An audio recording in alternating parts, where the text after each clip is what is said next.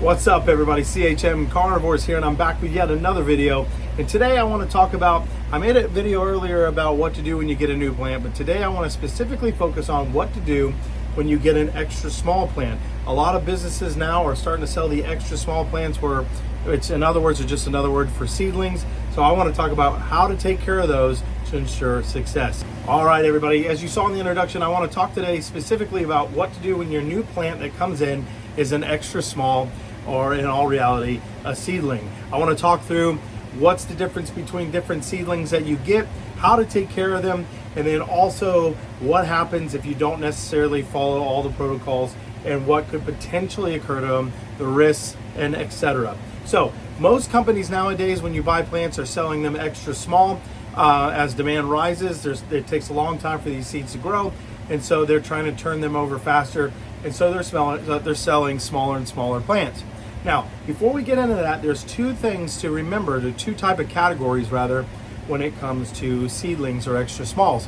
You have your seed grown plants, and then you have your tissue culture. Tissue culture is going to be exactly like it sounds. They take tissue from a larger plant and they clone it using some goop that they put in a lab, and they grow these plants in mass so that the public can get to enjoy them. Now, the benefit of this is some plants like a Raja Rob Cantley that are extremely hard to grow, they can now do clones of them, and now you have thousands and thousands and thousands of this plant available. The bad news is it is just a singular plant, so it's literally like it's been cloned over and over again, so there is no genetic diversity. Now, seed grown is exactly like it sounds. It was pollinated, it grew seeds, and from those seeds, after the germination took place, they were sown and they produced little tiny seedlings. Now, the pros and cons are with tissue culture, they are going to be a lot weaker, so they won't be as able to, or as strong to withstand pests, what's called hardening off, which I'll talk about in a minute, and they tend to be a little bit more fragile. Seed grown plants tend to be more sought after because they are stronger. There's more genetic diversity in them. You have the chance of getting the males and the females. You can get all sorts of different kinds of manifestations as far as how they're growing. And so those seed grown plants are the most sought after, and they also are going to be the strongest. Now, I don't want to say that you want to veer away from tissue culture, but I want you to be aware of what you're buying before you get into it. Now, let's see if I have an example. So this right here, this beautiful plant came in, it's considered a small now, but this came in extra small. And so the good news is a lot of times when you buy these extra small plants, the growers don't want to take the time to tease apart all of them, so you get a lot more money for your, or bang for your buck rather. And in this case, as well, it's probably hard to tell, but there I bought one plant and there's probably 10 plants in here, and as they grow out, I'll separate them out and I'll put them in their little pots. I'll have other plants to sell, grow, get some genetic diversity in there. So when you receive your plant, more often than not, it will be unpotted, and so it will be in this little tiny root, a little tiny sphagnum ball like I've talked about before, with the little tiny seedlings sticking out. Now, seedlings are very susceptible to their conditions and how they change. So a lot of people will do what's called bag acclimating. So a lot of these growers grow these plants in very, very high humidity, 70, 80, 90, even 100, well, almost 100% humidity. It's not raining in there.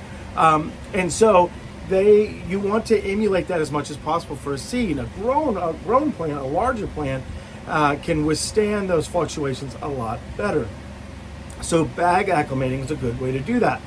And the way that you do that is you simply place that little seedling, once you put it in a pot, which I'll talk about in a minute, you put in a bag, a Ziploc bag, and you zip it up, and over the course of a few days, you slowly open up that Ziploc bag, and what that does is it slowly acclimates the plant to your growing conditions. Now, you specifically want to do this with, well, you can do it with all seedlings, but you specifically want to do this with your tissue culture ones, especially if they're smaller. The chances are they haven't been what's called hardened off.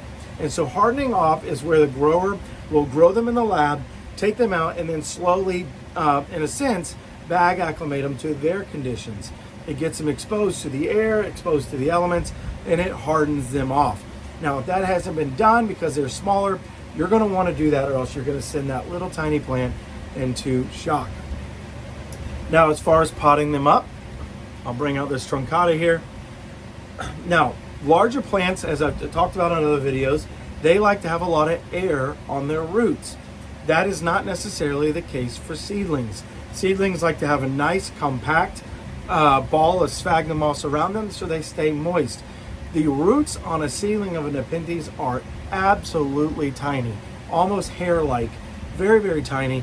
They're very susceptible to drying out. So very important that you, in this case, counterintuitive, try to restrict the air by packing in the sphagnum moss around those roots so that they stay nice and moist. Also, you're going to be putting them in smaller pots, and smaller pots means they dry out faster. And so tightening that ball of sphagnum moss means that that's going to stay nice and moist for you longer. Now, lighting conditions. Lighting conditions don't necessarily matter when it comes to seedlings. Now, the extra smalls you get, I normally grow them depending on the species requirements to or a little closer, a little farther from the lights. What I have found is they do very well as your older plants. Now, if you're really growing seeds from seedlings from seeds, that's a little bit different. But for the most parts, the ones you get should be able to handle the exact amount of light that you give a larger one. Now, depending on the species, again, it's going to vary. Now, let's talk about pests. There are a lot of pests that enjoy seedlings, little tiny extra small plants. None of which, or least of which, is thrip. Thrip love to chew on the soft parts of the baby leaves. I'll bring this one out again. Some of these very, very, very, very tiny leaves, thrip love to get in there and chew those up because they're soft, they're easy on their jaws, they chew them up, okay? So you want to look very carefully for that. Now, what I recommend is a Captain Jack's herbicultural. It's an organic insecticidal treatment. I have sprayed these on my seedlings with absolutely no issues at all. Always use caution, of course. What I like to do, little bonus here, is if I am going to spray them, I like to spray them at night right before they turn off the lights so they don't have any sort of photosynthesis burn. So that is something to keep in mind when you buy these extra smalls, or they are going to be susceptible to thrip more so than your larger plants. And then also pay very close attention to your smaller plants. I'm looking at one now as I speak. Pay close attention to them and watch the leaf structure.